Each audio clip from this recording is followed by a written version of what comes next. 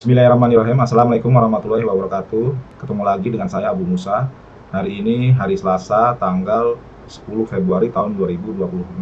Pada malam hari ini, yaitu tepatnya pada jam 10:58, kita akan membahas mengenai amar dan syai. Jadi selama ini kita pahami bahwa diksi amar di dalam Al-Quran itu hanya mempunyai satu arti, yaitu perintah, sebagai fi'il atau kata kerja. Sedangkan dalam kaidah bahasa Arab, seperti yang sudah kita bahas dalam kajian-kajian terdahulu, memiliki kaidah mustarok, atau satu kata dapat memiliki banyak makna. Nah, diksi amar, jika kita lihat di dalam Al-Quran, setidaknya mempunyai 3 makna, yaitu yang pertama perintah, yang kedua urusan, dan yang ketiga elemen dasar.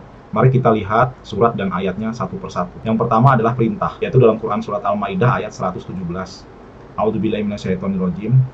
Ma qultu lahum illa ma amartani bihi ani'budu waha rabbi wa rabbakum. Artinya, aku tidak pernah mengatakan kepada mereka kecuali apa yang engkau perintahkan kepadaku, yaitu sembahlah Allah, Tuhanku dan Tuhanmu. Jadi di situ ada ma'amartani, itu diartikan perintah. Jadi amar itu adalah perintah. Dan juga di Quran surat Al-A'raf ayat 77. Fa'aqarun naqata wa atau an amri rabbihim. Ada kata amri, artinya kemudian mereka sembelih unta betina itu dan mereka berlaku angkuh terhadap perintah Tuhan.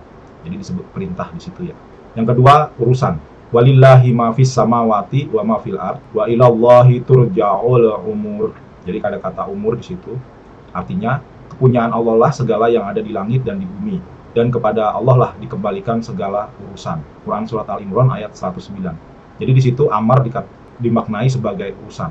Dan juga ada di surat Al-An'am ayat 8. Wa qalu laula unzila alaihi malak walau anzalna malakal laqudiyal amru. Ada kata amru di sini. Summala yungdurun.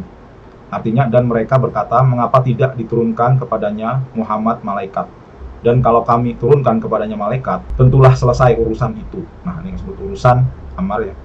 Kemudian mereka tidak diberi tangguh sedikit pun. Lalu yang selanjutnya, elemen dasar. Amar dimaknai elemen dasar itu ada di surat Al-Imran ayat 47. Qalat rabbi anna yakunu li waladu walam yamsasni bashar qala kadzalikillahu yakhluqu ma yasha idza qada amron. Nah, kata qada amron fa innama yaqulu lahu kun fayakun, yang artinya Maryam berkata, ya Tuhanku, betapa mungkin aku mempunyai anak padahal aku belum pernah disentuh oleh seorang lelaki pun. Allah berfirman, demikianlah Allah menciptakan apa yang dikehendakinya. Apabila Allah berkehendak menetapkan sesuatu, nah di sini amar dimaknai sesuatu, maka Allah hanya cukup berkata kepadanya, jadilah, lalu jadilah dia.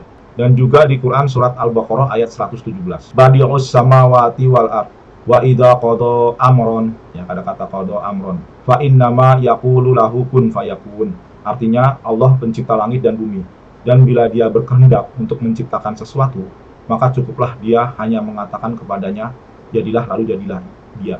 Jadi di sini amar itu dikatakan sesuatu. Maksud dari ayat tersebut diberi nama sesuatu, maknanya adalah elemen dasar atau materi pembentuk. Sebab kata sesuatu dalam Al-Quran juga banyak disebut sebagai syai. Untuk soal syai ini nanti akan kita bahas lebih lanjut. Elemen dasar ini adalah materi pembentuk untuk mengendalikan pola dan rancangan yang Allah buat. Mari kita lihat di Quran surat An-Nahl ayat 12. Wasakhkhara lakumul laila wan nahara wasyamsa wal qamar wan nujumu musakhkharatum bi amrih. Nah, ada kata amar di sini, artinya dan dia menundukkan malam dan siang, matahari dan bulan untukmu, dan bintang-bintang itu ditundukkan untukmu dengan amarnya. Lalu ada lagi di Quran surat Hud ayat 44. Wa qila ya ardu bla'i ma'aki wa ya sama'u aqli'i wa ghidal ma'u wa qudiyal amru. Ada kata qudiyal amru wastawat 'alal judi. Artinya, dan difirmankan, hai bumi telanlah airmu, dan hai langit berhentilah, dan air pun disurutkan, amar pun diselesaikan, dan bahtera itu pun berlabuh di atas bukit judi. Lalu ada lagi di surat Shad ayat 36. Fasakhkharna lahur riha tajri bi amrih. Nah, ada kata bi amrih di sini. Ruhaan haitsu asab. Artinya kemudian kami tundukkan kepadanya angin yang berhembus dengan baik menurut amarnya kemana saja yang dikehendakinya. Jadi diksi amar yang barusan kita baca itu difahami sebagai elemen dasar. Dan ayat ini biasanya terletak pada redaksi yang berhubungan dengan penciptaan alam semesta. Begitu pula dengan diksi syai yang diartikan sesuatu juga, pasti berhubungan dengan penciptaan alam semesta. Mari kita lihat di Quran Surat Qasas ayat 88. Wala tad'u ma'allahi ilahan akhar, la ilaha illahu kullu syai', ada kata syai', halikun illa wajhah, lahul hukmu wa ilaihi turja'un. Artinya janganlah kamu sembah di samping Allah Tuhan apapun yang lain. Tidak ada Tuhan yang berhak disembah selain Dia. Tiap-tiap syai' atau sesuatu pasti binasa, kecuali Allah. Baginya lah segala penentuan dan hanya kepadanya lah kamu dikembalikan. Lalu ada lagi di Quran Surat Al-Baqarah ayat 29. Huwaladzi khalaqa lakum ma fil ardi jami'an summastawa ilas sama'i fasawwahunna sab'a samawat wa huwa bikulli syai'in alim. Ada kata syai'in alim, artinya dialah Allah yang menjadikan segala yang ada di bumi untuk kamu, dan Dia berkehendak menciptakan langit, lalu dijadikannya lah 7 langit, dan Dia maha mengetahui segala syai' atau sesuatu. Dan juga ada di Quran Surat Al-Imran ayat 5. Innallaha la yakhfa alaihi syai', ada kata syai' di sini, fil ardi wala fis sama. Artinya sesungguhnya bagi Allah tidak ada syai' atau sesuatu pun yang tersembunyi di bumi dan tidak pula di langit.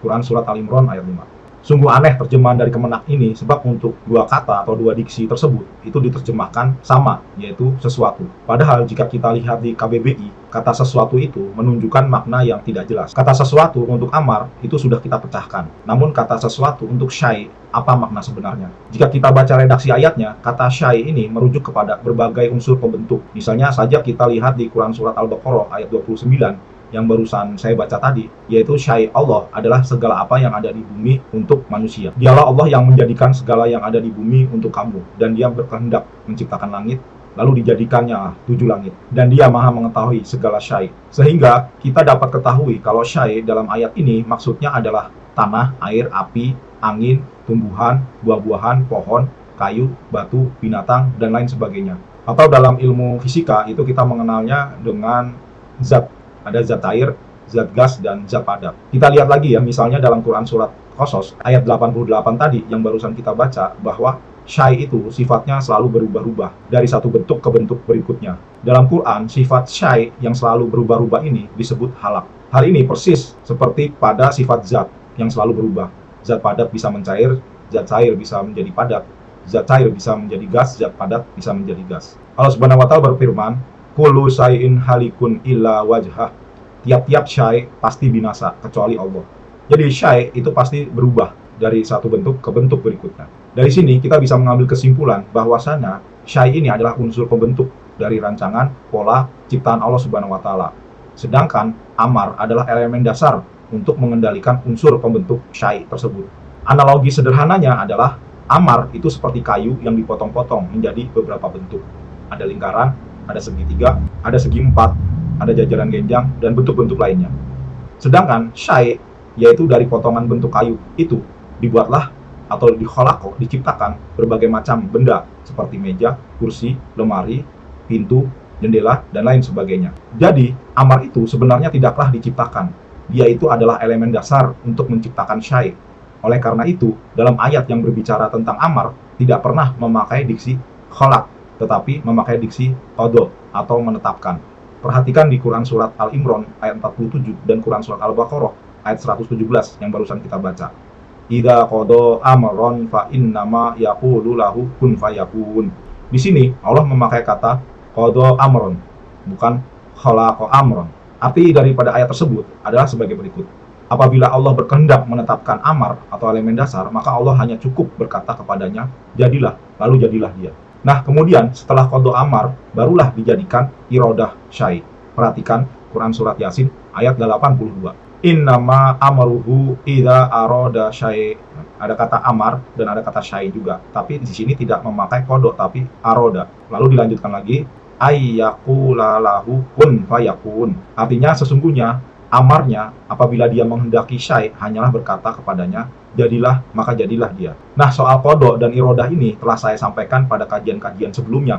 Bagi yang belum melihat dan mendengarkan, Dapat dicari di YouTube dengan mengetik MT berperan. Perlu dipahami kalau kita menganggap bahwasannya Allah menciptakan alam semesta ini dari ketiadaan, itu adalah sebab persepsi kita terhadap panca indera yang tidak bisa atau tidak mampu melihat materi yang sangat kecil. Artinya, penglihatan kita terbatas terhadap materi. Padahal selama ini kita ketahui ada materi yang tak kasat mata atau tidak dapat ditangkap oleh panca indera.